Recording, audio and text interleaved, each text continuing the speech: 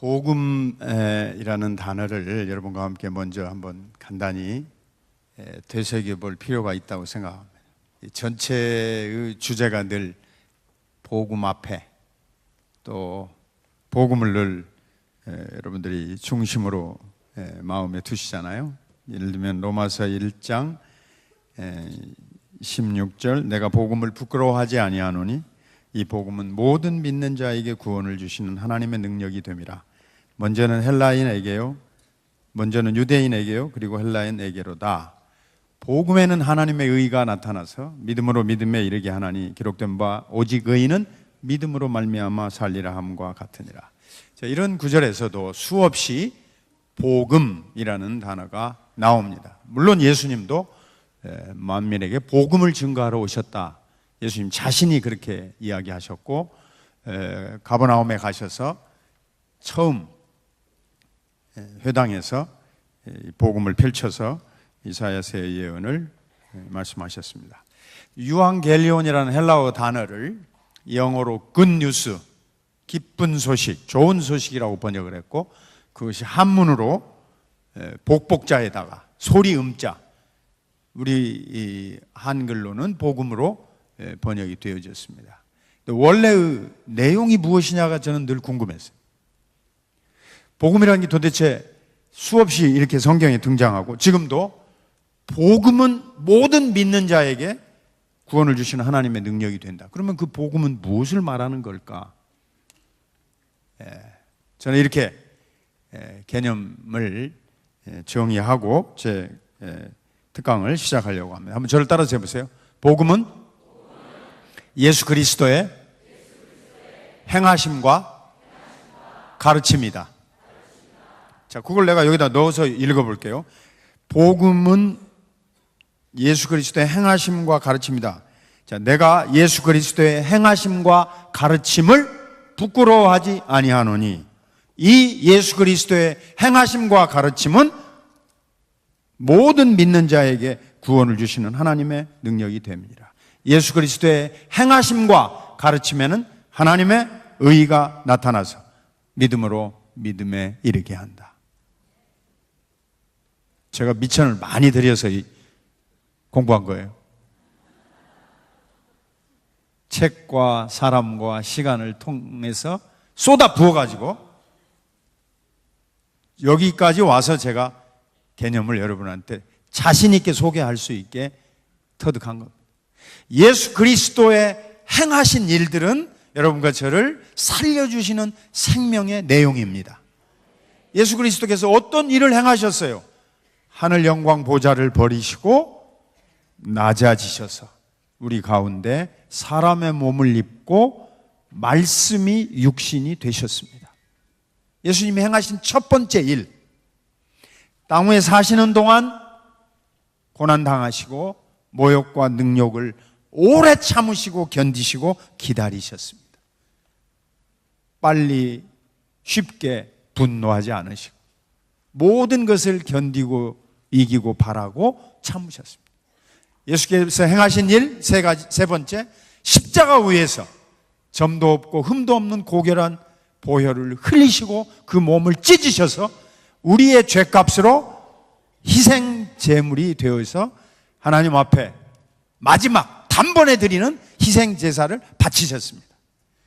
그리고 비참하게 죽음을 당하셔서 무덤에 내려가셔서 장사 지낸 바 되셨다가 성령의 능력으로 부활하셨고, 부활의 첫 열매가 되신 예수님이 40일 동안 제자들에게 하나님의 나라의 일을 가르치시고 증거하시고 영광의 보좌 위에 승천하셨습니다.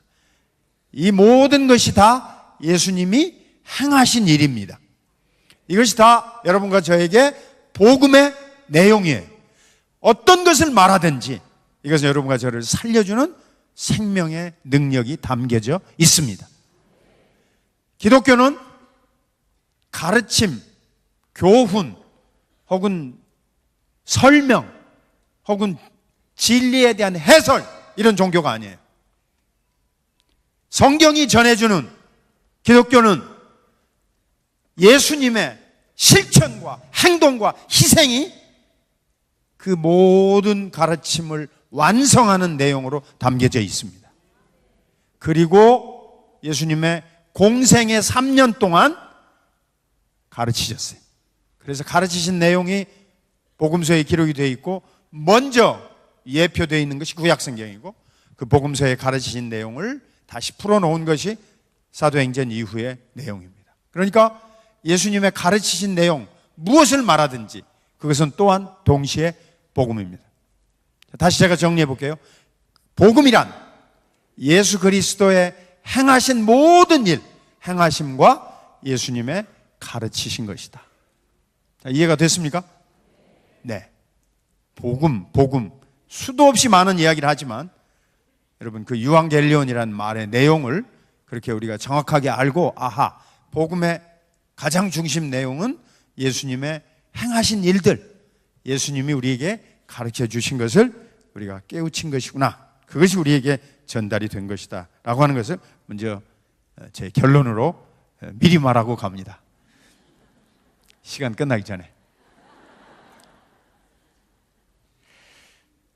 오직 성경으로만이라는 구호를 우리에게 남긴 16세기의 유럽, 특별히 독일과 스위스와 프랑스, 영국 종교개혁자들의 이야기를 역사적으로 먼저 여러분에게 조금 설명할 이유가 있다고 생각합니다. 여기 오는 집회를 계속해서 많은 분들에게 여러분 강의를 들으셨지만은 저는 또 제 분야에서 여러분에게 공부한 것을 나누려고 온 사람이니까 이게 유익하리라 이렇게 생각이 되어집니다. 저는 루터를 통하여서 하나님께서 유럽의 역사를 바꾸게 되신 이 16세기 종교개혁을 들여다보고 제 가슴이 뛰는 청년기를 보냈습니다. 그래서 무엇보다도 다른 말 내가 하기 전에 그곳을 한번 가보고 싶었어요. 루터가 95개 조항을 붙였다고 그러는데 도대체 그게 어디였고 어떤 상황에서 무엇 하다가 어떻게 해서 그걸 만들었는가 하는 것을 가보고 싶었습니다. 그런데 갈 수가 없었어요. 왜냐하면 한국 패스포드, 리퍼블릭 오브 코리아, 한국 패스포드로는 갈 수 없는 동독 땅에 속한 공산주의 나라의 비텐베르크라고 하는 저 북쪽 도시였습니다. 갈 수가 없었어요. 기다리면 때가 왔는데 1988년 베를린 장벽을 무너뜨리고 브란덴부르크 문, 그 동독과 서독이 무너지면서 한국 패스포드를 가진 사람도 방문할 기회가 생겨서 가장 먼저 달려갔습니다. 15명의 신학 교수들이 가보니까 낡은 건물 슐로스키르케, 루터가 95개 조문을 붙인 성벽교회, 이렇게 둥근 성벽과 같이 교회당 입구를 세웠어요. 왜냐하면 그것을 지었던 프레데릭이라고 하는 그 당시에 25살의 젊은 군주가 엄청나게 자기의 명예를 크게 높이려고 예배당 앞에 특징적인 공사를 해서 슐로스키르케라고 이름을 붙였습니다. 그 교회 이름이 원래는 비텐베르크 교회지만은 보통 사람들이 그 교회를 성벽교회라고 불렀어요. 큰 성벽이 있는 곳에 가니까 학생들이 드나드는 세 번째 출입문 게시판에다가 루터가 그걸 붙였어요. 근데 지금은 그 문을 잠궜습니다.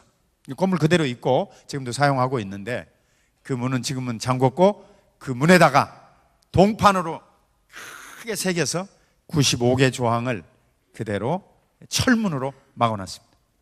자, 아시겠죠? 이제 제가 갔다니까요, 거기에. 1517년 10월 31일, 루터의 나이 33살. 왜 거기다가 95개 조문을 붙였으며 왜 오직 말씀으로만이라는 운동이 그래서 벌어지게 됐는가 하는 역사적인 얘기를 조금 여러분하고 나눠야 될 거예요. 11월 1일 때문에 이 일이 벌어진 겁니다. 11월 1일은 로마 카톨릭이 오랜 기간 동안 거슬러 올라가면 암브로스라고 하는 밀라노의 감독, 381년 콘스탄티노플 종교회의를 열 때 가장 훌륭한 지도자였던 암브로스 때부터 시작해서 점점 성자 숭배의 개념이 유럽 교회에 들어왔습니다. 다 이야기를 건너뛰어서 루터 때에 내려오면 1517년 11월 1일 루터가 청년 교수로서 있었던 그 비텐베르그에서는 어떻게 설명을 했냐면 11월 1일은 All Saints Day, 모든 성자들의 날 이렇게 해가지고 지켰습니다. 이날은 기적이 일어나는 날이다, 간단히 말하면. 자, 우리말로 어떻게 이 날을 번역했냐면 All Saint, 모든 성자들의 날이라 그래서 1만 만자에다가 거룩할 성자 만성절 이렇게 번역을 했습니다. 11월 1일 아침이 되면 성당에다가 성자들의 유물과 유품을 쭉 전시해 놓고 그곳에 제일 먼저 도착한 사람이 기적이 일어난다. 자, 예수님 이야기로 한번 돌아가 보면 그 이야기를 카톨릭에서 갖다가 붙인 겁니다. 말도 안 되는 얘기인데 하여튼 성경에 딱 한 번 나오는 이야기 가운데 이런 이야기가 있어요. 베데스다 예수님 때 예루살렘에 연못이 2개 있는데 하나는 베데스다라는 연못이고 북쪽 바로 입구에 있고 하나는 남동쪽에 실로암이라는 연못이 있습니다. 예루살렘 도시에. 지금은 베데스다는 물이 말라버렸고 실로암은 지금도 물이 나오고 있어요. 그런데 그 베데스다는 옛날 예수님이 계시던 때에는 물이 많았던 연못입니다. 이건 양의 못이라 밖에서 양들을 데리고 오다가 물을 먹이고 들어오는 문이에요. 그래서 양들이 많이 먹었던 못이라는 이름도 붙어져 있는 못이에요. 그 베데스다 연못에 천사가 물을 동하게 해서, 자, 여러분 읽으신 분 기억납니까? 누가 병이 나왔어요? 맨 먼저 뛰어들어간 사람 한 사람 났는데 나는 몸이 이렇게 불구가 되어서 뛰어들어갈 수가 없사오니 하고 한 사람이 예수님에게 간구해서 병이 나았죠. 그 규제를 로마 카톨릭에서 인용해다가 11월 1일 날 아침에 예배당에 있는 성자들의 유품과 유물 앞에 제일 먼저 가면 기적이 베풀어진다. 여러분 어떻게 하시겠어요? 우리 형제 자매 11월 1일 날 새벽같이 들어가려면 무슨 수를 써야 할 거 아니겠어요? 제일 먼저 들어가려면 어떻게 하겠어요? 옳지, 저기 눈치 빠른 학생이 빨리 대답하네. 그 앞에서 전날 자야 할 거 아니겠어요? 그때 한국 사람만 똑똑한 게 아니라니까요. 우리만 선착순 잘하는 게 아니에요. 비텐베르그에 3,000명이 살고 있었는데 10월 31일이 되면 6,000명이 모였습니다. 또 한번 물어볼게요. 정말 11월 1일 날 아침에 일찍 들어가는 사람은 누구일까? 그러면 그 안에 있는 사람 중에 제일 먼저 물건을 전시를 해놓을 테니까, 자, 비텐베르그에서 내가 직접 그때 가서 가져온 자료입니다. 어떤 유물과 유품이 있었다고 자랑했느냐? 비텐베르그에는 5,000점의 유품이 있다고 자랑했어요. 제일 자랑했던 건 예수님의 3가지, 예수님에 대한 3가지. 예수님이 베들레헴에서 구유에서 태어나셨죠? 그 구유에 누이실 때 입었던 갓난아기 옷 조각. 다시 물어볼게요, 자매님. 비텐베르그는 저 독일 북쪽 끝에 있는 도시예요. 베들레헴은 저 밑으로 내려가서 이스라엘 예루살렘 밑에 있어요. 1500년 전에 예수님이 갓난아기 때 입었던 옷 조각이 그 예배당에 있었겠어요? 없었겠어요? 여러분 영리하시지? 두 번째 자랑하는 거. 그때 구유에 누워 계실 때 옷에 붙어 있던 밀겨 조각. 세 번째 자랑하는 거. 예수님이 양손과 발에 못 박히셔서 우리가 보통 녹슨 3개의 못이다 그런 말을 해요. 그러나 역사적 고증은 없습니다. 하지만 하여튼 그 녹슨 3개의 못 중에서 못 하나, 예수님에 관한 거 3가지, 그 다음에 마리아에 관해서 1가지, 막달라 마리아가 아니고 예수님의 어머니 마리아, 머리카락 3개. 그 다음에 제롬이라는 성자가 있었는데 별명이 이빨 성자였어요. 일생 동안 베들레헴 땅속에 들어가서 성경을 라틴어로 번역하고 살았던 위대한 하나님의 종입니다. 초대 교부 5 가운데 넘버원 교부예요, 제롬. 그래서 신구약 헬라어 히브리어 성경을 라틴어로, 그걸 벌게이트라고 그러는데 성경을 번역한 최초의 인물이고, 그러기 위해서 여러분 죄짓지 않고 살려고, 헛눈 팔지 않고 살려고 베들레헴에다가 땅을 파가지고 땅 속으로 들어갔습니다. 여자들을 보면 음욕을 품지 않고, 세상 바라보면 정욕을 품지 않으려고 땅속에 들어가서, 친구가 도르래로 밥을 달아 내려주면 땅속에 들어가서 일생 동안 성경을 번역했어요. 근데 이분이 오래 살았어요. 그래서 이분 별명이 이빨이 좋은 성자라. 그래서 성 제롬, 다른 말로 하면 히에로니무스라는 이름으로 불렸는데, 그 양반의 이빨 하나 몇 가지가 5천여 점을 늘어놓습니다. 자, 그러면 11월 1일 아침에 되면 저는 이제 점점 머리가 빠지지잖아요. 많이 옛날에 비하면 많이 빠졌어요, 제가. 그런데 나는 어디로 가야 될까? 이제 아까 알려드렸지. 그렇지, 머리카락 있는 데로 가면 되는 거예요. 중세 때는 치과가 없어가지고 이빨 아픈 사람이 많았어요. 어디로 가면 되겠어요? 히에로니무스의 이빨. 쭉 유물 숭배가 벌어지고 있어요. 내가 한 가지만 더 말씀드릴까? 11월 1일 날 아침에 진짜로 일찍 들어오는 사람이 있습니다. 제일 먼저 들어오는 사람. 그건 앞에 있는 6,000명, 7,000명이 아니고 뒷문으로 들어온 사람. 누가? 수도원장 대주교에게 황금 상자를 갖다가 바치는 군주들, 귀족들입니다. 가짜였어요. 거짓말이었습니다. 완전히 기독교는 미신 숭배가 된 겁니다. 그리고 그렇게 5,000명, 6,000명 모여 있으니까 장날 장돌뱅이가 와서 물건을 팔듯이 텟젤이라는 사람이 와가지고 면죄부를 팔고 다녔습니다. 면죄부, 죄를 사해 준다는 교황청의 증서.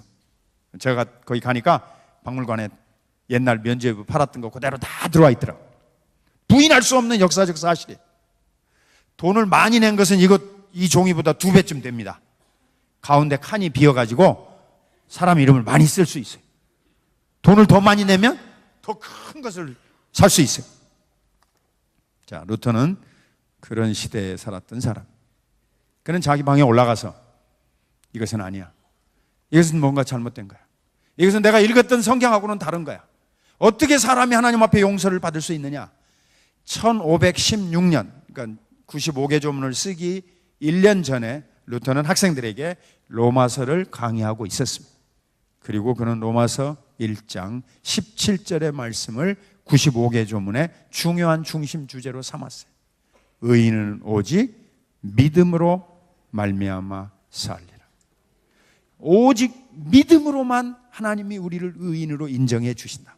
우리의 선행이나 우리의 공로나 우리의 노력이 아니다. 우리의 헌금이나 우리의 어떤 헌신이 아니다. 여러분과 저에게 주신 값없는 선물로 말미암아서 하나님이 은혜로 거저 우리에게 구원을 주신다. 자기 방에 올라가서요 1, 2, 3, 4 간단하게 무엇이 오늘 우리 시대가 잘못하고 있는가에 대하여서 토론의 주제로 쓰기 시작했어요. 루터가 지금부터 카톨릭을 쳐부시고 깨부시자, 전혀 아니었습니다. 그런데 문제가 되려고 95개 조항, 한 조항에 2줄씩 썼어요. 간단하게 85조항에서 루터가 걸려버렸어요. 말하지 말아야 될 사람을 거기다 걸어냈는데 바로 교황에 대해서 그가 이렇게 말한 겁니다. 85항에 교황이시여, 당신이 그렇게 위대한 하나님의 종이라고 하면 면죄부를 팔지 말고 거저 나누어 주시오. 자, 교황 모독죄에 걸려서 루터가 파문을 당하게 된 겁니다.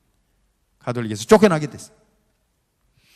그 성 전체를 지배하고 있던 프레데릭, 훗날 우리가 그의 이름을 프레데릭 더 와이즈라, 프레데릭 3세였는데 7명의 독일 제후 가운데 한 명이었는데, 합스부르크 왕가로 이제 이어지는 유럽 전체의 특별히 독일과 스위스와 오스트리아와 이런 지역을 통할하는 왕국의 황제를 뽑을 수 있는 권한이 있는 7명 중에 한 명인데 다 사촌들이 나누어서 나라를 다스리고 있었어요. 이 프레데릭 더 와이즈, 현자라는 이름을 붙여줬습니다. 그분에게. 이분이 루터를 보호해 주었습니다. 그래서 제가 많은 얘기를 생략하면 루터가 살해 위험을 당하고 쫓겨날 위험을 당할 때 이 프레데릭 3세가 보름스 국회에 1521년에 나가서 루터가 증언한 다음에 자기 마차에다가 태워가지고 발트부르크 성에 가서 숨겨졌어요. 2년간 거기서 루터가 최초로 성경을 독일어로 번역했습니다. 구약은 다 마치지 못했는데 후대의 도움을 받아서 독일어로 된 유일무이한 성경 번역본입니다. 루터가 틀린 부분도 있는데 독일 사람들은 루터의 명예를 손상시키지 않으려고 지금도 딱 성경 그 한 권만 쓰고 있습니다. 우리는 자꾸 좋은 번역이 나오면 바꾸잖아요. 독일 사람들은 안 바꿔요. 우리는 그냥 그대로 본다 이거예요. 루터가 조금 잘못 번역한 부분은 그냥 주석을 통하여서 16세기는 이렇게 번역했는데 지금은 이렇게 번역한다 그렇게 하고 쓰고 있습니다. 어쨌든 루터는 하나님의 말씀 가지고 잘못된 것을 고치려고 했던 안목을 우리에게 제시해 준 사람이고 결국 그는 성경을 번역해 준 사람. 이것은 엄청난 사건이었어요. 독일 전체 역사를 바꾼 사건이었습니다. 왜냐하면 영국에서는 존 위클리프가 영어로 성경을 번역을 시도하다가 금지를 당해가지고 그를 따르는 그와 함께 있었던 롤라드들 같이 복음을 증거하고 번역된 성경을 펴고 사람들에게 나누어주고 판매하고 읽히고 깨우치고 돌아갔던 모든 사람들이 다 1409년부터 박해를 받았습니다. 있을 수가 없는 일이죠. 그 앞세기에서는. 그 다음에 요한 후스라는 사람이 보헤미아 지방에서 헝가리 체코슬로바키아 지방에서 하나님의 말씀을 증거하다가 화형을 당했습니다. 그 다음에 사보나롤라라는 사람이 이탈리아의 밀라노에서 주교로 있었는데도 불구하고 화형을 당했습니다. 다 그런 시대가 지나고 난 다음에 루터가 하나님의 말씀을 읽고 공부하고 또 자기 선생님을 통하여 깨우치고 그래서 이 하나님의 말씀 중심의 신앙을 자기 마음속에 확신하게 된 겁니다. 그리고 아까 말씀드린 대로 1521년 루터가 이 보름스 국회 앞에 불려나가서 낱낱이 자기의 증언을 하게 될 때 루터도 굉장히 마음에 두렵고 떨렸어요. 그러나 그가 마지막 남긴 말이 이겁니다. 내가 지금까지 한 모든 주장들이 1517년부터 시작해서 1518년 하이델베르그 대학 가서 논쟁, 1519년 라이프치히에서 논쟁, 1520년 독일 귀족들에게 보내는 편지, 그리고 1521년 보름스 국회에 와서 지난 수년 동안 내가 말하거나 글로 써거나 내가 강연하거나 말했던 모든 것에 성경이 틀렸다고 말하면 나는 취소한다. 그러나 만일 내가 말하고 강의한 모든 것 가운데 성경에 위배된 것이 없으면 나는 한 단어도 취소할 수 없다. Here I stand. 내가 여기 서 있나이다. 주께서 나와 함께 하실 것입니다. 루터의 그 삶과 생애를 추적해 보면 이 사람은 영어로 말하면 스타운치맨이었어요. 굉장히 용기, 용맹, 담력이 있었던 사람이었습니다. 그것이 어디서 왔느냐? 인간적인 기질이 아니에요. 에릭슨이라는 학자는 루터가 원래부터 한국말로 치면 뭐 최씨 같은 고집 뭐 이런 게 있었을 거라고 이렇게 심리학적으로 분석했는데 천만의 말씀. 루터는 굉장히 연약한 사람이었어요. 보름스 국회에 나가기 전에 두려워서 떨었어요. 그러나 그가 하나님의 말씀으로 말미암아 주어지는 성령의 확신을 갖게 되어질 때 그는 두려워하지 않고 하나님의 말씀 앞에 서게 된 줄로 믿습니다. 자, 역사적인 정황이 이렇게 빚어지면서 루터가 쓴 95개 조항은 믿음으로 말미암아 구원을 얻는다. 그것이 핵심적인 내용이에요. 이것이 라틴어로 제가 썼다고 그랬어요. 거기 와 있던 6, 7천 명은 글씨도 모르는 사람이 대부분입니다. 라틴어는 고사하고 독일말도 모르는 사람들이었어요. 그러나 이것이 한 달 안에 인쇄술이 발전돼 가지고 유럽 전역으로 퍼져나가기 시작해 가지고 사람들이 그 쪽지를 루터가 쓴 쪽지를 읽어보면서 우리가 무엇을 모르고 있는가를 깨우치게 된 겁니다. 오직 믿음으로만, 오직 성경으로만. 오직 하나님의 은혜로만. 한 가지 사람들이 깨우치기 시작하면서 이제는 새로운 복음의 메시지, 새로운 성경의 가르침에 사람들이 눈을 떠가지고요, 정부나 로마 교황청에서 아무리 막으려고 해도 그 불길을 막을 길이 없어요. 금서 목록에 속한 책들을 사방군데서 출판해서 사람들에게 읽히게 되면서, 특히 성경을 사람들이 자기 나라 말로 번역해서 읽게 되면서, 프랑스에서는 르페브르라는 학자가 신구약 성경을 번역했습니다. 영국에서는 존 리클리프, 윌리엄 틴데일이 번역했어요. 모든 사람들이 자기 말로 성경을 읽게 되면서 로마 가톨릭이 주장하는 아까 말씀드린 거짓된 속임수는 더 이상 자리를 발붙일 수가 없게 변화와 개혁의 물결이 도래하기 시작한 것입니다. 따라서 성경이 16세기 유럽을 바꿨습니다. 유럽의 역사를 바꿔놓은 유일무이한 사건이에요. 하나님의 말씀 앞에 사람들이 눈을 뜨면서 교회도 바꾸고 신앙도 바꾸고 제도도 바꾸고 자기들의 삶을 나중에 바꾸게 된 것입니다. 그리고 무엇보다도 아까 제가 처음에 말씀드린 복음이 무엇인가를 성경을 통하여 바르게 깨우치게 된 것입니다. 복음이란 그 초점이 예식도 아니고 형식도 아니에요. 로마 가톨릭 교회에서는 7성례를 가르쳤습니다. 7가지 성례를 통해서 하나님의 은혜가 우리에게 전달이 되어주고 주입된다고 가르쳤어요. 그래서 여러분이 마지막 7가지 성례 중에 끝 성례가 종부성사인데, 여러분이 숨 떨어지기 전에 신부가 여러분의 영혼을 위해서 축원하고 기도해 주어야만 여러분은 천국에 간다. 가톨릭에서 그렇게 가르쳤어요. 지금도 그렇게 가르쳐요. 그러면 숨 떨어지기 전에 신부가 안 오고 그냥 숨이 떨어졌으면 여러분 어디로 간다고 가르치냐면 연옥으로 간다. 연옥 가서 고생하면서 여러분이 거룩해지고 완성품이 된 다음에 거기서 다시 천당으로 간다고 가르쳤어요. 지금도 그렇게 가르치고 있어요. 이것의 어리석음을 깨우치게 된 겁니다. 의인은 믿음으로 말미암아 살리라. 자, 고린도전서 1장 30절 말씀이 오늘 여러분과 함께 또 다시 상고하고자 하는 제 주제 성구 중에 하나입니다.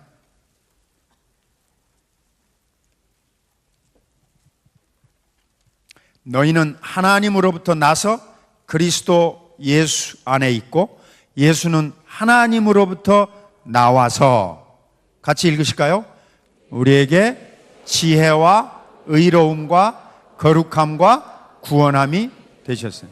자, 여기 이제 우리 한글 성경에는 4가지로 이렇게 병렬로 이렇게 설명이 되어지는데, 사실은 이제 헬라어 성경을 읽어보면 하나님으로부터 나와서 우리에게 지혜가 되셨는데, 곧 그 내용을 설명하다 보면 의로움과 거룩함과 구원이다, 이렇게 되어져 있어요. 어쨌든 예수님은 하나님, 자, 복음을 제가 다시 설명합니다. 예수님의 행하심과 예수님의 가르침이 복음이다 그랬죠. 그러면 예수님은 왜 하나님으로부터 나오셔야 되느냐, 이 말이에요. 예수님은 왜 하나님으로부터 우리에게 오셔야 되느냐. 자, 저를 한번 보십시오. 이제 점심 잡수시고 앉아 계시면 졸릴 가능성이 높으니까, 왜 예수님은 하나님으로부터 우리에게 오셨냐, 왜 그게 복음이냐, 그 말이에요. 여러분 성경을 읽어보시면 창세기 1장에서 3장까지 에덴 동산의 이야기가 나옵니다. 에덴이라는 단어는 에딘누라는 아카디아에서 온 걸로 구약학자들이 우리에게 풀이하고 있는데, 에덴이란 말 뜻은 아카디아에서 아람어를 거쳐서 우리말로 왔는데요, 에덴이라는 원래 아카디시어 에딘누의 말 뜻은 어떤 뜻이냐면 fruitful and watered field이에요. 열매가 풍성하고 물이 충만해 있는 들. 시편 23편에 여호와는 나의 목자시니 여러분과 저를 쉴 만한 물가로 인도하시고 푸른 초장으로 이끄신다. 그것이 에덴 동산의 그림입니다. 아시겠죠? 에덴, 열매가 풍성하고 물이 가득 찬 들판, 푸른 들판. 에덴의 뜻이 그거란 말이에요. 그러니까 에덴이라는 단어를 통해서 에덴에서 뭘 누렸는가를 알려주시는 겁니다. 에덴 동산에 아담과 이브가 하나님과 함께 살다가 하나님의 명령을 거역한 죄로 말미암아서 에덴 동산에서 추방을 당했다. 그럼에도 불구하고 하나님은 우리를 불쌍히 여기셔서 창조, 타락함에도 불구하고 창세기 3장 15절에 구원, 구속의 복음을 들려주셨어요. 여인의 후손이 뱀의 머리를 상하게 하리라 하는 말씀을 들려주셨습니다. 하지만 여러분과 저에게는 에덴 동산의 축복을 더 이상 누릴 수 없게 쫓겨났어요. 창세기 3장은 하나님께서 화엄검으로 에덴 동산을 지키게 하셨다, 그리고 이들을 쫓아냈다고 끝납니다. 4장에 가면 이제 아담과 이브가 땅에 내려와서 자식들을 낳고 사는 세상의 이야기가 전개되기 시작합니다. 자, 우리는 여러분 그 창세기 1장부터 3장까지의 기록을 통해서 뭘 배우게 되냐면, 인간이 하나님의 명령을 거역함으로 말미암아 죄를 범한 형벌을 받게 되어졌다. 그 형벌의 공통적인 내용이 너는 흙에서 흙으로 돌아가라는 겁니다.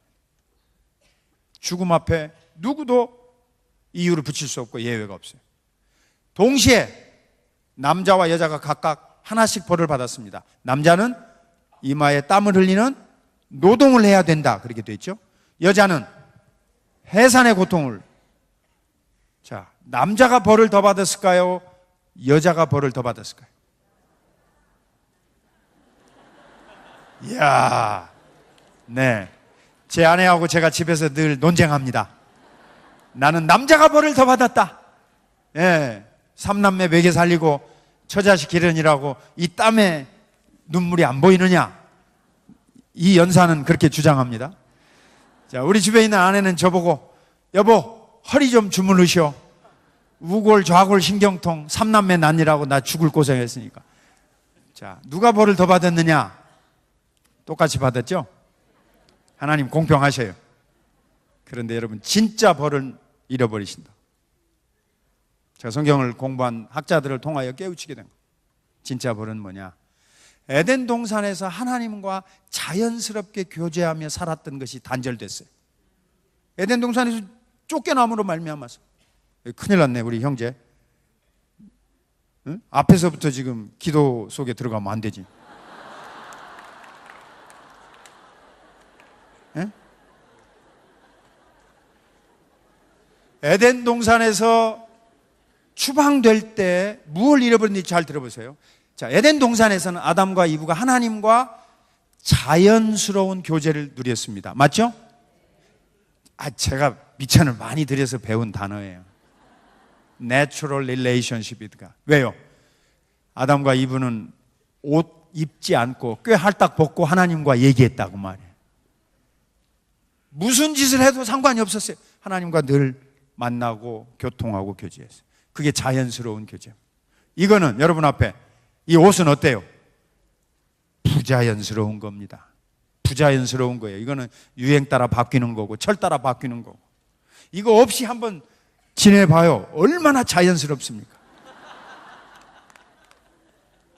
하나님과 누렸던 축복이 그거였어요.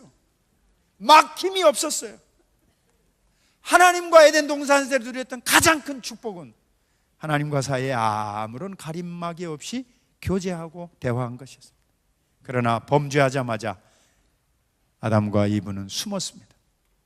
만날 수 없고 대화할 수 없다는 걸 알았다. 그 다음에 어떻게 했죠? 나뭇잎으로 부끄러움을 가렸습니다. 여러분과 제가 에덴 동산을 떠나서 잃어버린 것은 하나님과 교제의 단절입니다. 예? 죄송하지만 내가 영어 한마디 할게요. We are completely blocked from God's presence.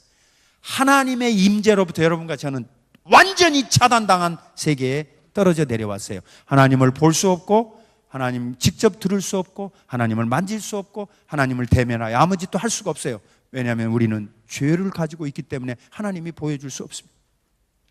그래서 사람들이 주장하기를 하나님이 없다라고 말하는 거예요. 하나님 알 수 없다. 에그노스티시즘 혹은 에이티이즘, 무신론 혹은 불가지론, 하나님이 하나님의 세계를 차단시켜 놨는데도 불구하고 초월의 세계를 보지 못하는 사람들은 주장하기를 하나님은 없는 존재다, 이렇게 말하는 거 아니에요.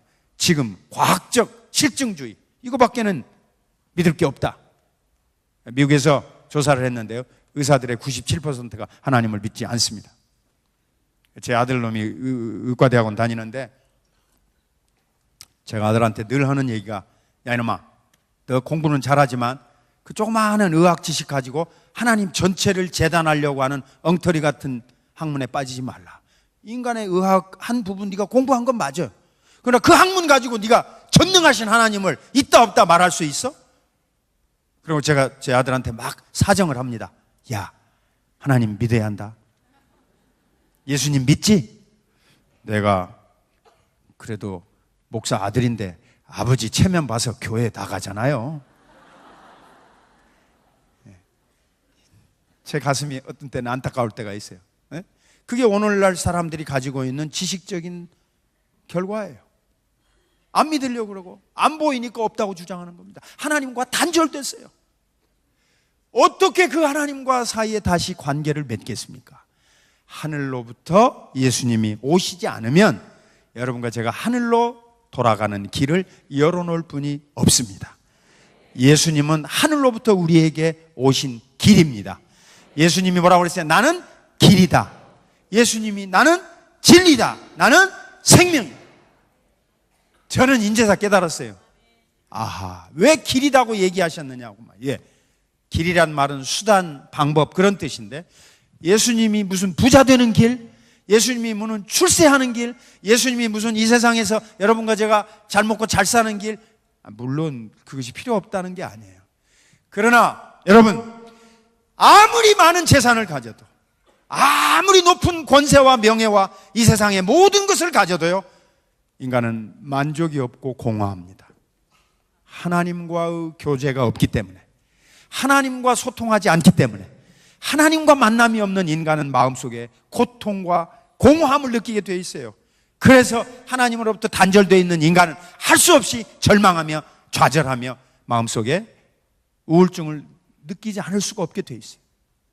그러니까 여러분과 저를 안내해 줄 자가 필요한데, 그분이 바로 예수 그리스도이셔서, 하늘로부터, 여기 금방 쓰셨잖아요, 예수님은 하나님으로부터 나와서, 하나님으로부터 여러분과 저에게 나와서 우리가 하나님과 다시 만날 길을 열어놓으신 중보자가 되신 줄로 믿습니다. 이 예수님을 만난 여러분과 저는 하나님으로부터 가장 큰 축복과 선물을 받은 사람인 줄로 믿습니다. 이 예수님보다 만족할 게 어디가 있냐 그 말이에요. 아무것도 없어요. 아무리 좋은 대학, 아무리 높은 학위, 아무리 많은 재산을 가져도 이 예수님을 갖지 않고서는 마음의 행복과 만족을 느낄 수가 없어요. 예수님을 통하여서만 하나님을 만날 수 있으니까 이 길은 좁은 길이고 협잡하고 사람들이 많이 찾지 않는 길이지만 오직 이 길밖에 없는 줄로 믿습니다. 그래서 이것이 여러분과 저에게 주신 복음이에요. 이것이 복음이란 말이에요. 이것이 복된 소식. 예수님의 행하심과 예수님의 가르치심이 복음이 되는 겁니다. 이 복음을 오해하고 변질시키려고 하는 우리 주변의 많은 잘못된 가르침들을 봅니다. 정말로 여러분과 제가 안타깝게 그지없고 의문이 생겨요. 사도 바울도 다른 것은 다 참아주었는데 가짜 거짓 복음, 가짜 교사들한테는 그때는 상대하지 말고 저주받은 자로 알고 하나님이 버린 것들이라고 선언하셨어요. 이것이 믿어지지 않고 이것이 받아들이지 않으니까 온갖 사람들이 교묘한 뛰어난 머리를 발휘해서 수단을 부려가지고 여러분과 저에게 미혹하는 가르침을 지금 퍼뜨리고 있는 시대 속에 있다 그 말씀. 그래서 우리가 오늘 이 본문으로 다시 돌아와서 하나님의 말씀으로 가야 한다, 오직 성경으로만 이라는 가르침을 말하지 않을 수가 없는 겁니다. 자, 아까 제가 말씀드린 로마 가톨릭의 문제점을 마틴 루터, 훗날 루터는 박사 학위를 그 학교로부터 수여받았습니다. 그래서 루터 박사님, 저는 늘 그렇게 불러요. 왜냐하면 그는 신학 박사 학위를 수여받은 분이기 때문에.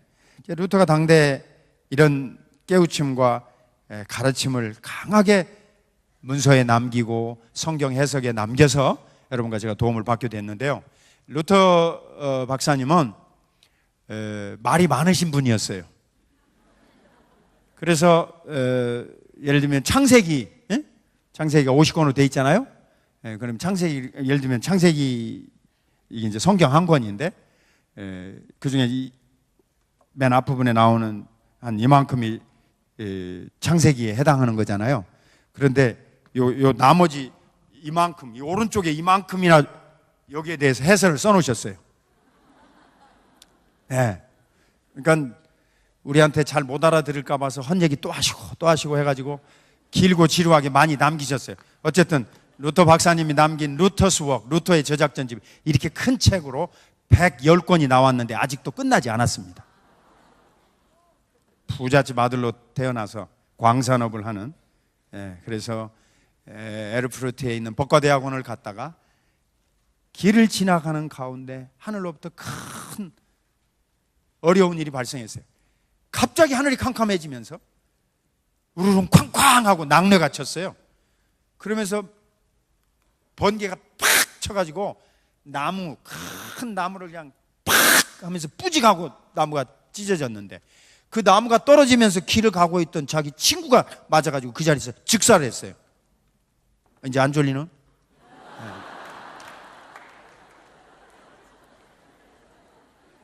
자, 잠 깨라고 내가 이 말씀 드리는 거예요. 그래서 루터가 그 자리에서 무릎을 꿇고 빌었어요. 어떻게 기도했느냐? 자기 일기장에다 다 써놨어요. 루터 선생님은 성 안나여 나를 도와주시옵소서. 아니, 기도를 누구한테 했어요? 안나가 누굽니까? 예루살렘 성전에서 과부된 후에 예수 그리스도의 오실 때까지 기도하며 살았던 훌륭한 믿음의 여종 맞죠? 예, 성경 깊이 연구하고 이렇게 공부한 그 뒤에 책들을 살펴보면 이 안나는 보통 분이 아니었어요. 어쩌면 예수님의 어머니 마리아하고 친척이었을 것이다라고 알려져 있습니다. 왜냐하면 예수님이 가셨을 때 예루살렘 성전에 나타난 것도 그렇고, 그래서 이스라엘 예루살렘에 가면 성 안나 기념 수도원이 지금도 유지되고 있습니다. 여러분은 시시하게 알죠? 안나 안 채도 안 하려고 할 거예요, 여러분. 굉장한 분이었어요. 예, 그러니까 엘리자벳하고 예수님의 어머니 마리아하고 그런 급의 이름이 안나였어요. 여러분은 개신교를 다니니까 우습게 하시는데, 예, 그러니까 이제 물로 포도주를 만들 기적을 마리아야 예수님의 어머니한테 했으니까 이제 성모 마리아한테 빈다든지, 그렇지 않으면 예수님의 어머니하고 가까이 지냈으니까 안나에게 빌면 해결이 될 것이다, 이렇게 가르친 거예요. 그래서 루터가 무릎을 꿇고 그 자리에서 나를 살려주시면 내 일생을 바치겠습니다. 그래서 에르프르트 법과대학원 때리치우고 1학년 다니다가 그 도시에 있는 어거스틴파 수도원에 들어갔습니다. 거기서 임자를 만난 거예요. 임자가 누구냐? 요한네스 폰 스타우피치라는 하이델베르그 대학을 졸업한 당대 최고의 수도원 원장을 만난 겁니다. 이분이 어거스틴 고대 교부의 글을 루터에게 소개해 주어서, 그리고 이분이 비텐베르그 대학의 교수로 갈 때, 원장으로 갈 때 자기 밑에 있는 루터를 데리고 가서 루터가 하나님의 말씀을 깊이 연구하는 하나님의 일꾼으로 성장하고 발전하게 됐습니다. 루터의 마지막 생애는 1483년에 태어나서 1546년에 죽었는데 36년에서 46년까지는 한쪽 귀가 들리지 않고 눈이 잘 보이지 않아서 저술이 없습니다. 그의 젊은 날의 가르침이었고, 그의 모든 교훈과 이런 오직 성경으로 돌아가자, 오직 믿음으로만, 이런 가르침은 그의 딸의 남편이 되었던 사위 필립 멜랑톤을 통하여서 여러분과 저에게 오늘날 그의 가르침이 계승되고 발전이 되어져서 독일 루터파 교회가 독일의 국가교회가 되어서 지금까지 내려오고 있는 것입니다. 하지만 이 신앙의 전통을 훨씬 더 아름답게 성취한 사람은 그 밑에, 그 다음 세대에 태어난 스위스 제네바의 종교개혁자 요한 칼빈이었습니다. 그래서 이 사람을 하나님이 길을 쳐가지고 칼빈을 통하여서 다시 성경을 해석하는, 다시 성경에 대한 출중한 강해 설교와 카멘타리, 성경 해설서, 주석서를 남기게 함으로써 여러분과 제가 개혁신앙의 순수성을 오늘날 배울 수 있게 된 것입니다. 자, 이제 제 강의 이제 종반부를 한두 가지만 여러분과 함께 나누고 마치려고 합니다. 제가 첫 번째 여러분에게 말씀드린 건 복음이 뭐였느냐 설명을 드렸어요. 복음이란 예수 그리스도의 행하심과 가르치십니다. 어떤 걸 말하든지 다 하나님이 여러분과 저에게 구원의 길을 열어주는 내용과 요소가 되니까 우리에게 복음이 되는 겁니다. 예수님의 행하심과 가르치심. 왜 이것이 복음이 되게 했느냐? 왜 이것이 복음일 수밖에 없느냐? 여러분과 제가 에덴 동산을 쫓겨난 다음에 하나님과 단절되어 있어서 교제가 상실이 됐다고.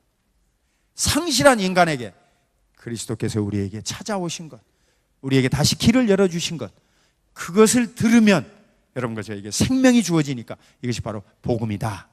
그리고 이것을 역사적으로 지난 기독교 교회사에서 예수님 후에 세워진 기독교 교회 역사 속에서 우리에게 가장 선명하게 가장 많은 희생을 치르면서 제시해 준 사람들이 16세기 유럽 여러 나라의 종교개혁자들이었고, 그 중에 대표적인 인물이 선봉장에 섰던 마틴 루터였다고 하는 것입니다. 그래서 제가 여러분에게 역사적으로 조금 소개를 드렸습니다. 그리고 이제 결론의 말씀을 드리려고 합니다. 자, 오직 성경으로만이라는 이 귀한 슬로건, 그 속에는 다른 거 아니에요. 복음으로 돌아가자. 여러분과 제가 이 집회를 통하여서 지금 되새기고 있는 복음의 재발견, 그것이 내용과 핵심으로 들어가 있습니다. 그러면 우리는 이 복음으로, 예수 그리스도의 행하심과 예수 그리스도의 가르치심으로 다시 한번 새로워지고, 그리고 그것은 오직 성경에 기록되어 있으니까 이 성경을 떠나지 말고 오직 성경만 붙잡고서 살아야 한다, 이런 우리의 마음속에 자각과 깨우침이 있잖아요. 그러면 우리는 이제 남은 시대의 사명이 무엇인가 하는 이야기를 제 결론으로 나누고 마치려고 합니다. 우리에게 주어진 역사적 사명이 무엇인가?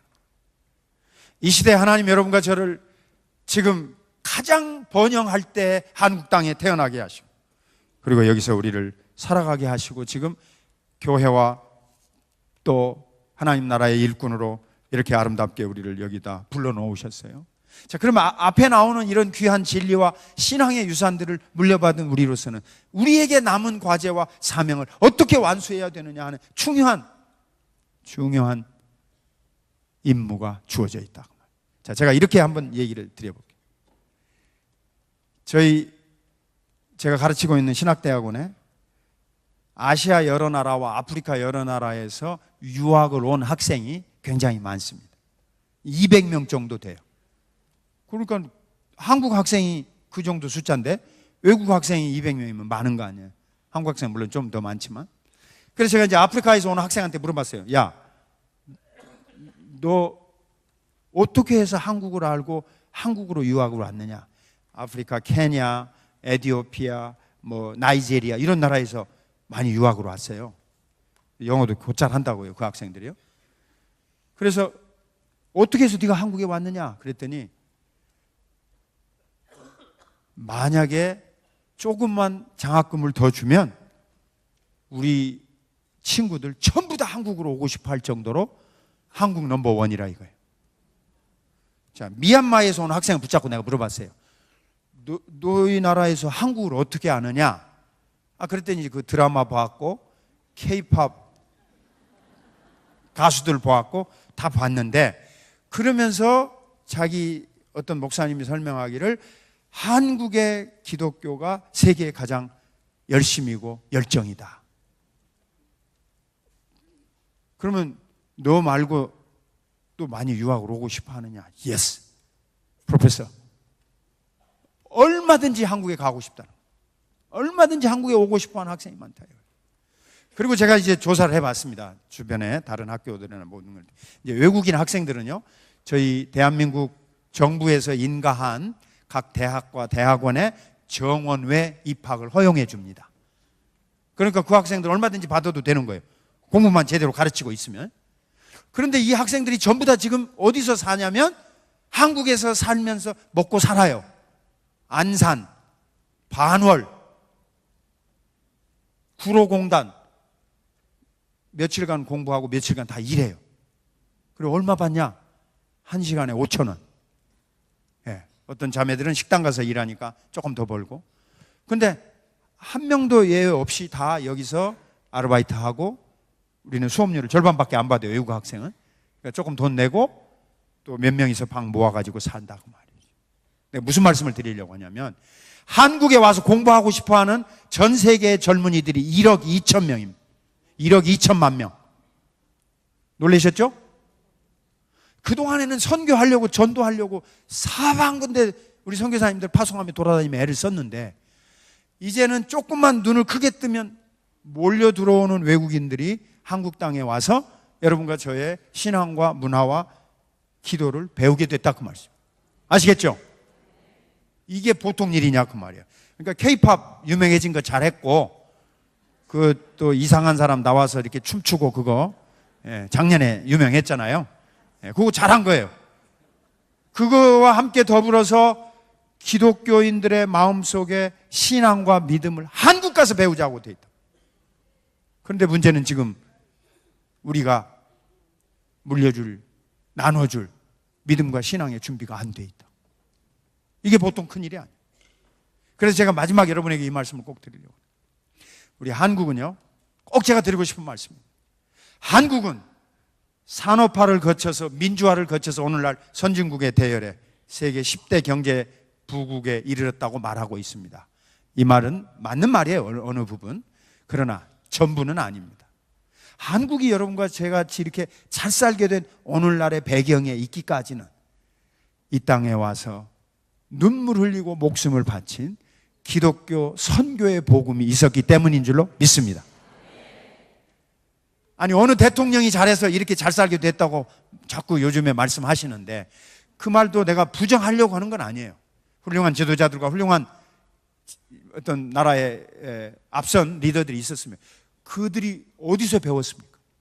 어느 학교를 다녔습니까? 누가 여자들을 가르쳤습니까? 누가 이 나라에 와서 첩을 얻는 것은 잘못된 것이다, 술 먹는 거 금주해야 된다, 교회에서 건강하게 참된 윤리를 세워야 한다, 이 나라를 암흑 속에서 깨웠던, 우리나라에 처음 영적인 빛을 주었던 첫 소망의 메시지는 어디서 나왔어요? 선교사님들이 들어오셔서 학교를 세우고 학생들을 가르치고 기도하고 말씀으로 깨워서 그 밑바탕 위에서 일제시대 독립운동가들이 나왔습니다. 그 밑바탕 위에서 전쟁을 거치고 우리 선조들이, 우리 부모님 세대가 공부 열심히 했어요. 학교 다녔어요. 전부 선교사님들이 세운 학교였지 학교가 어디가 있었습니까? 한번 나를 따라 세우세요. 한국이 잘 살게 된 것은 복음 때문이다. 아멘.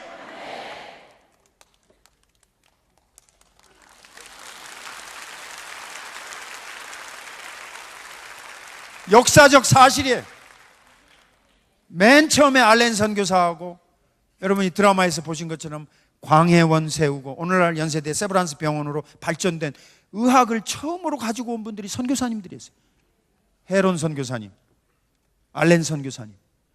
여자분들 처음 가르치는 공부를 시작한 분이 선교사님들이었어요. 여러분들 불러다가 한글을 가르쳤죠. 한글은 그 이전에 언문이라고 해서 쓰지도 않았어요. 정부의 모든 문서와 모든 유식한 사람들의 지식의 보고인 책자들은 전부 중국말로, 한문으로 써 있었습니다.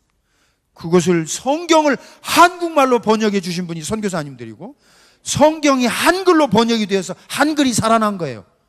제 말이 아니에요. 한글 학자들이 하시는 말씀이에요. 수많은 연구 서적들을 제가 찾아냈어요. 이 성경이 한글로 안 됐으면 우리나라 말은 죽어버렸어요. 근데 한글로 성경을 기록해 놓는 바람에 주부들, 또 공부하지 못한 여성들이 배웠습니다. 저희 할머니는요, 제 할머님은 교회에 가서 한글을 깨우치셨어요. 왜냐하면 저희 옛날 시골 교회는 찬송가가 이런 게 없어가지고 큰 창호지에다가, 궤도에다가 걸어서 찬송을 이렇게 찾아가지고 넘겼어요. 우리 할머님이 성령이여 강림하사를 좋아하셨는데, 아, 시옷자를 저렇게 써요. 성령이구나. 하도 교회 가서 귀가 아프게 찬송을 부르다 보니까 성령이여 아, 이게 성자구나. 우리 할머니가 교회 가서 한글을 깨우치셔가지고 돌아가시기 전에는 내가 선물로 사드린 큰 성경을 집에서 읽으셨습니다. 저희의 산 고백이라고 말해요. 우리가 이렇게 되어진 모든 배경에는 하나님께서 우리에게 복음의 빛, 하나님의 말씀의 빛을 비춰줘가지고 이 나라가 이렇게 잘 살게 된 거예요. 여기까지 오게 되어졌고, 교육, 의학, 사회기관, 봉사단체, 뭐 NGO, 요즘 말하는 여러 교회의 자선과 봉사활동 전부 다 이 땅에 와서 목숨을 내건 선교사님들이 한 일입니다. 그 중에 우리에게 좋은 선교사님을 보내준 분 중에 한 분이 누구냐면 드와이트 L 무디라는 분이었어요. 내가 너무너무 그걸 읽고 고마웠습니다. 예? 여기 입구에 가시면 제가 쓴 책이 있는데, 내가 책 선전을 하려고 한 거 절대 아니고, 여러분이 참고 삼아 읽어보세요. 무디라는 분을 통하여서 우리 한국에 온 선교사가 41명이에요. 이 양반은 초등학교 5학년도 다니다 그만둔 사람, 하도 가난해서. 그러나 그는 기도하며 여러분과 같은 이런 집회를 통하여서 젊은이들이여 세계 땅끝으로 가라, 복음 전하러 가라. 그래가지고 그의 그 가르침과 그의 무릎 밑에서 공부한 사람들이 한국 땅에 찾아와가지고 1884년부터 오늘까지 복음을 전해줘서 여러분과 제가 여기까지 서게 됐다, 그 말씀입니다. 자, 그것을 알았으면 여러분과 저의 모든 한국 사람으로 태어나서 오늘날 세계의 어느 곳에나 가도 존경을 받을 수 있는 1등 국가가 되게 한 젖줄로서 하나님이 복음을 주셨고, 하나님이 말씀을 주셨고, 여기에 헌신한 종들을 통하여서 교육과 문화를 발전시켜서 여기까지 되었다는 걸 여러분과 제가 배웠다, 그 말이죠. 알았으면 이 역사가 다시 불일듯 일어나야 할 줄로 믿습니다. 그러니까 오직 성경으로만, 오직 말씀으로만을 아는 것으로는 다 해결이 안 돼요. 여러분과 저를 통하여 이 불꽃과 이 열정과 이 힘이 발휘되어야 할 줄로 믿습니다. 어떻게? 한 가지만 말씀드리면 제 시간이 딱 맞을 것 같아요. 한 가지만 말씀. 1907년 평양 장대연에 있었던 대부흥운동을 여러분이 들으신 분도 많으실 거예요. 지난 2007년 100주년 대회가 여기서 있었던 줄로 압니다. 저는 이제 그 당시에 미국에서 교회를 섬기고 있었기 때문에 한국에서 벌어진 이 귀한 100주년 사업을 언론을 통해서 이제 볼 수 있었어요. 그런데 이 길선주 목사님과 그리고 세뮤엘 모펫 선교사님, 그 다음에 수왈론 선교사님, 윌리엄 베어드 선교사님, 이런 평양에 있었던 분들이 이제 부흥을 일으켜서 정말 하나님이 특별한 기회에 부흥이 일어나게 했죠. 1907년 1월 14일 밤 15일로 넘어가는 날, 김씨라는 성을 가진 성도가 나와가지고 겨울철 성경 사경회 시간에 나와서 머리를 땅에 찌으면서 통곡을 하기 시작했죠. 내가 큰 죄를 지은 것을 회개합니다. 나는 윌리엄 베어드, 그 평양 숭실학교를 세운 설립자 목사님이에요. 세뮤엘 모펫하고 동기동창인데 수왈론하고 다 같은 학교에서 함께 시카고에 있는 매코믹 디올로지컬 세미나리를 졸업하고 한날 한시에 왔던 친구들입니다. 그 다음에 그레함 리하고는 셋이 동창이고, 수왈론은 1년 후배고, 전부 그 선교사들이 전부 무디를 통하여 우리나라에 왔는데요. 이 김씨라는 사람이 선교사님을 미워했어요. 윌리엄 베어드를. 왜? 자기하고 항상 선교사님을 도우는 친구가 같이 있었는데, 우리 선교사님이 항상 그 친구만 뭘 갖다 주고 그 친구하고만 따뜻하게 한다, 그 말이죠. 그러니까 질투심이 있어서 저 선교사님 때려 죽여버리고 싶다. 여기 두 자매가 있는데 내가 이 자매만 손 잡아주고 자기는 안 잡으면 어떻겠어요? 맨날 그런다면, 우리 목사님, 사랑이 편해. 화가 나겠지. 그렇죠? 이해하시겠죠, 여러분? 그 당시에는 외국 선교사님들이 극소수인데 선교사님이 자기는 안 좋아하고 자기 친구만 좋아하니까 마음속에 나도 좀 왜 선교사님하고 같이 지내고 싶은데, 자기 성품이나 자기 태도는 반성할 줄 모르고 죽이고 싶은 마음이 있었다 이거예요. 그걸 1월 14일 밤에 나와서 성령의 감동으로 울면서 회개하기 시작합니다. 내가 너무나 나쁜 마음을 먹었습니다. 용서해 주십시오. 여러분, 그게 역사가 뒤집어져서 그게 2주간 동안 한 사람 한 사람 나와서 고백하지 말아야 될 은밀한 죄까지 여자들이 나와서 고백한 놀라운 사건이 뒤집어졌어요. 마지막 날에는 담임 목사님인 길선주 목사님이 나와서 은밀한 죄를 고백했어요. 친구가 자기를 믿고 재산을 죽기 전에 자기 가족들에게 잘 물려달라고 줬는데, 맡겨놨는데 내가 그만 쓱 입 닦아버리고 그 신의를 버리고 내가 물질에 욕심이 생겨서 꿀꺽 삼켰는데 그걸 내가 토해내겠나이다 하고 고백했습니다. 놀라운 일이 벌어져서 그 소식을 들었던 우리나라가 평양에서 모든 사람이 밤에 눈물을 흘리며 죄를 자복하고 기도했다는 소식이 퍼져서 한국의 평양 대부흥운동이 일어난 거예요. 그게 이제 소식만 들으면 딴 데서도 모여서 같이 기도하며 울면서 막 눈물을 흘렸습니다. 한 3개월 동안 계속됐어요. 2년이 지났습니다. 내가 말하려고 하는 그거예요. 지금 1909년 가을철이 됐는데 그 평양 장대현교회 길선주 목사님이 예배당을 거닐다가 이런 생각이 들었어요. 2년 전에는 내 가슴은 뜨거웠는데 왜 이렇게 2년이 지난 다음에 내 가슴이 냉랭할까? 예? 왜 이렇게 내가 전에는 하나님 앞에서 큰 은혜 속에 살았는데 왜 이렇게 내가 무딘 사람이 되었을까? 2년이 지나고 난 후에 정확히 말하면 한 2년 반도 넘었죠. 1909년 가을철에 제가 수알론 선교사님이 코리안 미션 리파지토리라는 잡지에 써놓은 원문을 보고 발견해서 여러분에게 지금 소개하는 거예요. 1909년 가을철에. 그래서 새벽에 평양 장대현 교회에 나가서 기도하기 시작했습니다. 목사님이 기도한 것을 장로님 한 분이 알아차려 가지고 일주일 만에 장로님이 따라 붙어서 새벽에 기도하게 되었고, 성도들이 알게 되어져서 성도들이 부탁을 했어요. 그러지 말고 목사님 4시 반에 종을 치십시오. 왜 종을 쳤죠? 예? 시계가 없는 시대니. 5시에 재종 치고. 그래서 2달 안에 700명이 모였습니다. 평양 장대현 교회 그때 전 교인 수가 1,400명 내외 전 교인. 그러니까 절반이 모이면 그 가까이 일대에 걸어올 수 있는 사람은 모여요. 이들이 눈물 흘리며 시작한 것이 우리나라 새벽 기도회의 시초입니다. 아시겠죠? 억지로 시작한 기도회가 아니에요. 새벽 기도회 뭐가 있다고 시작한 게 아니에요. 예수님이 새벽 미명에 기도했으니까, 예?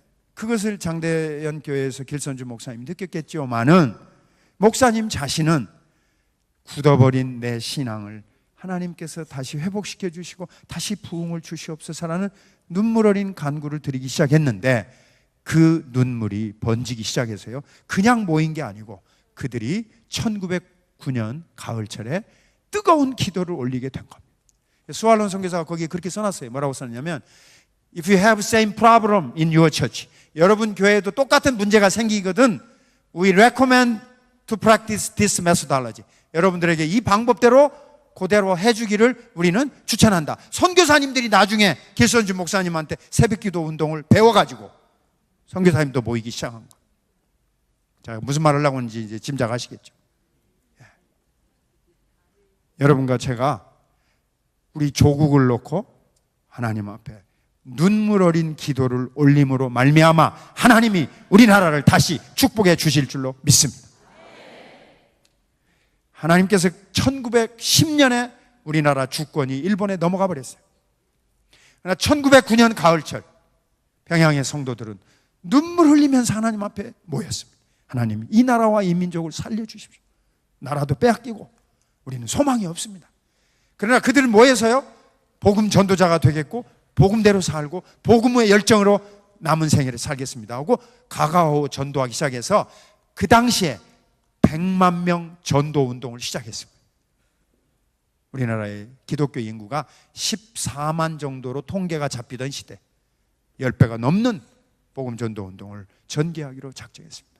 저는 여러분과 함께 오늘 이 자리에서 우리에게 그런 시대적 사명을 함께 공유하는 귀한 계기가 되기를 진심으로 소원합니다. 하나님께서 여러분과 저를 다시 불릴듯 하시는 그런 놀라운 성령의 부어주심이 함께 하시기를 축원합니다. 하나님이 우리나라를 다시 살려줄 방법은 여러분과 저의 눈물밖에 없으며 그것이 복음의 약속인 줄로 믿습니다. 하나님이 우리를 통하여 다시 한번 이 나라를 회복시켜 주시고 교회를 다시 회복시켜 주시고 하나님이 우리에게 뜨거운 가슴을 주시면 우리는 전 세계 앞에 복음에 빚진 우리나라의 사명을 감당하게 될 줄로 믿습니다. 아멘. 감사합니다. 기도할게요. 존귀하신 하나님 아버지, 잃어버린 저희들, 에덴의 행복과 에덴의 감격을, 또 하나님과의 영적인 교제와 인격적인 자연스러운 교통을 갖지 못한 채 어두운 세계에 방황하는 저희들을 예수 그리스도로 말미암아 건져주시고 믿음을 선물로 주셔서 오늘 이 자리까지 나오게 해주신 것 진심으로 감사하옵나이다. 하나님 아버지, 우리 모두가 다 이 복음 앞에, 이 말씀 앞에, 이 진리 앞에 다시 한번 충만할 수 있도록 성령으로 기름 부어 주시옵소서. 하나님의 말씀과 함께 성령이 역사한다 하셨사오니 다시 한번 말씀으로 충만케 하여 주시옵소서. 이 집회가 마칠 때까지 시간 하나님 앞에서 우리들이 다시 한번 새롭게 되어질 수 있도록 은총 내리워 주시옵시기를 간절히 소원하옵고 예수님의 이름으로 기도 올리옵나이다. 아멘.